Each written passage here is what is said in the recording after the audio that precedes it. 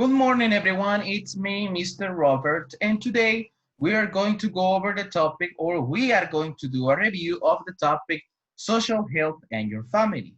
This was a topic for teen health. In this case, is for 7B and 7A. And in this topic, you did some activities already on T-Box, but we're going to go over the review of this topic, and then we're going to discuss a little bit later on when we have the real life meeting. So right now, let's go over the importance of families, right? Let me change a little bit on this presentation because there is a little issue over here, but let me fix it right away. So in the case of this, the importance of family. So when you think about your family, you think about the place in which you develop yourself, is the place in which you live, is the place in which you're going to grow and become older. So what is the importance of this group? Is that is the first group in which you belong is the family. That is the basic unit of society. All societies in the world are made up of families. So that means that in every part of the world, if you go to China, to India, to Germany, to Italy, to the United States, in all of those places, families exist. It can be either a mom and a dad with two kids, like the ones in the picture. It may be just one parent and one kid. It may be just parents and no kids, and many, many others. But within the family, you share experience and you develop lifetime bonds. For example, in this case, you share most experience with your family than with your friends or your classmates because they are the ones with whom you live. So that means that you know everything about your mom. For example, you can describe that your mom is angry, or that your mom is kind, or that your mom is a really nice person because you know her. And how do you know her? Because of the experience that you have lived with her. So in this case, the same happens with any member of your family. So we develop lifetime bonds. So that means that in this case, we develop a relationship that is going to last forever. It doesn't matter how much time you live apart from your family or from other people, but as long as you are with your family and you have shared these experiences, they are going to share with you forever. Being part of a family means acquiring values, building traditions, and feeling comfort of belonging. So that means that over here, you build traditions like things you do in family every day. There are some families that develop the tradition, for example, of watching a certain TV show every single day together in front of the TV. Or there are some families that have the tradition that they have dinner, lunch, or breakfast without having to turn on the TV. And they are just watching it over there. So over here, we develop the comfort of belonging because when you are at home, you feel safe. You don't feel like you are in a place in which you can get hurt or a place that is going to be dangerous. You are in a place in which everything is fine and you're really nice feeling over there. Then family roles. In our society, it's the job of adults of the family. It is to supply food, clothing, and shelter, and medical care for the rest of the family. Since adults, we're talking about the parents, they are the ones who work, they are the ones that earn money. They have the responsibility to buy everything that their children need. For example, if their children need education, their parents have a job that they can cover the expenses of that kind of education system. As well, when the kid needs food, they are able to buy and to provide for them or the 3 times of the day, as well as clothing and shelter. Shelter that is not only a place that is going to safeguard you from environmental conditions, but it's going to be a place in which you feel safe as well and nothing can happen to you. So they are also responsible for teaching children the difference between right and wrong. So your parents normally tell you, okay, don't lie because lying is bad. And you know why, and they explain to you why. As well, they tell you, for example, don't steal the other people's belonging because they don't belong to you and you have to respect that. And they are the kind of things that you learn over there at your family. Children, on the other hand, take one or more responsibilities as they grow older. In doing so, they learn to succeed, as adults. So in this case, when the children, they grow up, they develop the characteristics that an adult will have. They will start needing many different things. They will start feeling more emotional. They will start discovering themselves. And as well, they will start getting a new job or starting doing the same processes that adults do. Therefore, in the family, children are being formed in order to be respectable adults and really nice adults overall. The kinds of families. So there are many different types of families. We're going to focus on these ones. That the first one is a couple family. A family is a family made up by two adults with no children. It is a type of family in which you just have a wife and a husband, but they don't have kids at all. So that means that they are the only ones that live in the house because they want it like that. They don't want to have kids, or probably they haven't had kids yet, and maybe in the future they will have it. Then we have the nuclear family, that is probably one of the most common families, that is a family made up by parents and children. So in this kind of family, you have a parent, or well, you have both parents, mom and dad, and you have children. You can have either one, two, three, or how many as they need. And then we have the single parent family, that in this case, we have just one parent for many reasons. It may be that they got divorced. It may be that one of the parents passed away, or it may be that one of them cheated on the other and that's why they separated. And the children normally are divided among the parents.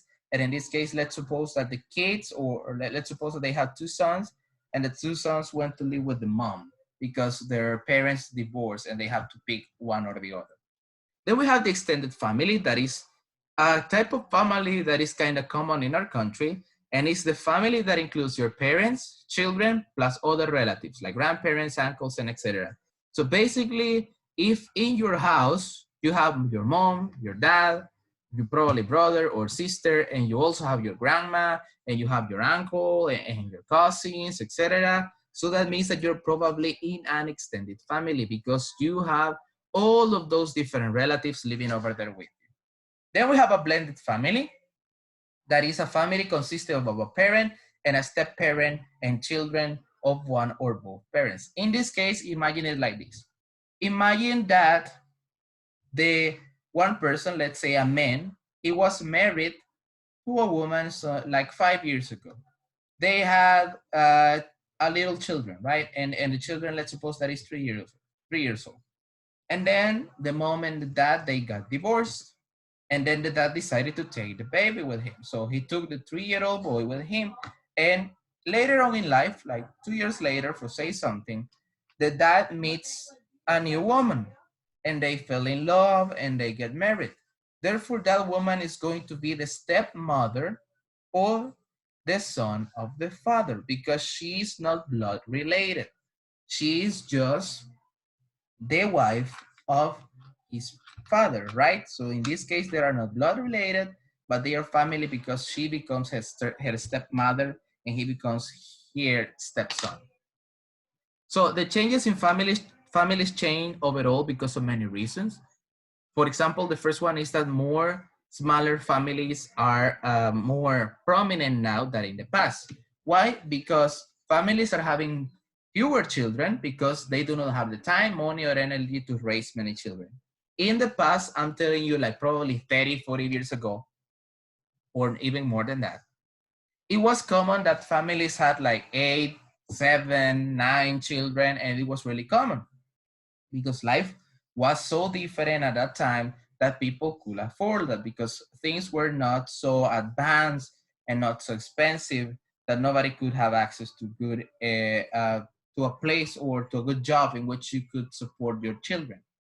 However, today, because more people are becoming more educated in a way that they can access to more education, they go to high school, they go to university, they get a career, and then they get an awesome job after that. So they become professionals, and that means that they don't have the time to take care of many children because it's a responsibility that they have at home, and probably they are not going to spend so much time at home. They also don't have probably that much money because raising a kid is something expensive because you have to pay for all the things that we mentioned before, like food, shelter, education, clothing, etc. Then we have more single parents family. There are many reasons why single parents families exist. Most of them exist because parents divorce, widow, or cheat on one another. It's what I was explaining to you, right? That there are many, many families, especially in our country, in which parents or like, for example, fathers or mothers, they are raising their child alone because they probably were abandoned, they were cheated on with another person, or probably they just got divorced.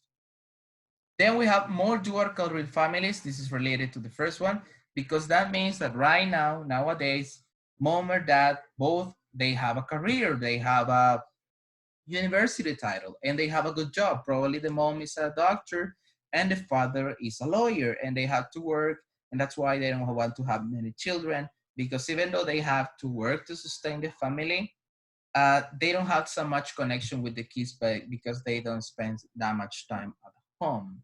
So that means that that is an inconvenience to them. So how we deal with family problems, right? There are many family problems, and with that we finish this topic and how to deal with them. First, separation and divorce. It brings problems over custody of the children and less money to live on. This is important because when parents separate, they are going to take, one of them is going to take all the kids, or probably they are going to be split it apart. And before, since we have mom and dad that work at home, we had more money to live by. But now just one of them is providing to the house. So that means that just one of them is buying the food, paying for the bills, and helping out in that regard. Therefore, children with this kind of families, they will have less money to afford different stuff. As well, there are many ways in which we can deal with this problem. Like, for example, a psychologist will be an excellent option to help the children to understand the process and adapt themselves.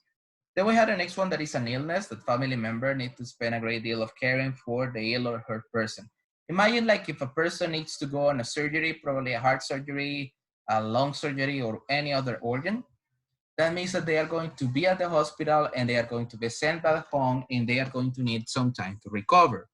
Basically, in that time, they are going to be in one place trying to be treated for different they will be at home without nothing to do because they couldn't move or they won't be able to do many things, and somebody has to take care of them. Normally the responsibility goes for either the mom or the dad, that they are going to take care of them, but that is going to hurt them because they need to dedicate the time and effort to that person.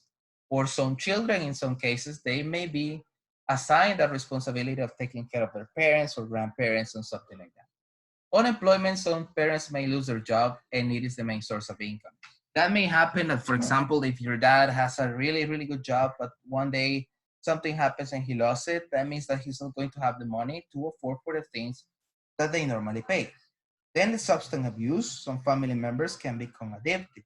In this case, we're talking like a person can become addicted to alcohol, to drugs, and that is a big problem for all the family because it's going to bring a certain amount of events that families are going to be facing. For example, an addiction is not something easy to overcome.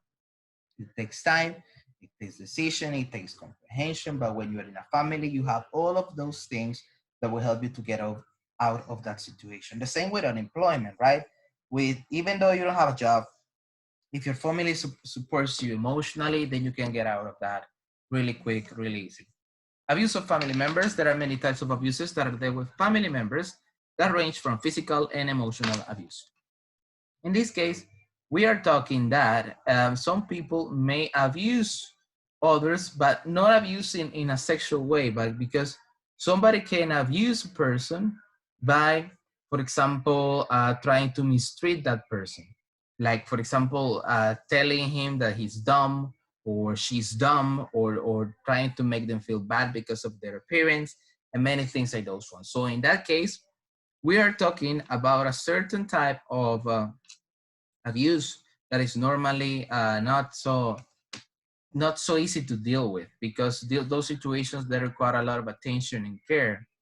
And in that case, that means that it's going to need the help of a professional in that field that is going to help them out to deal with that problems. Because normally victims of abuse, and if you remember, we talk about dealing with abuse, they don't want to talk, but it is important for them to learn that they need to talk in order to discover how to help themselves to get out of that situation and look for help.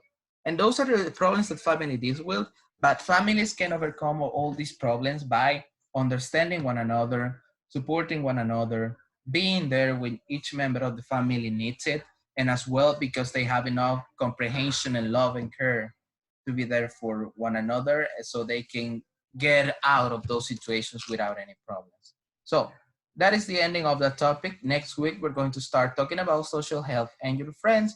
We're going to be doing a review as well, and then we're going to jump into the most actual topic. that is it for today. Well, for this video, I hope that you have understood and you have learned something new today. And remember that it's going to be here as for you to watch it as many times as you need it. And I will talk to you until the next video or until the next conference. Take care.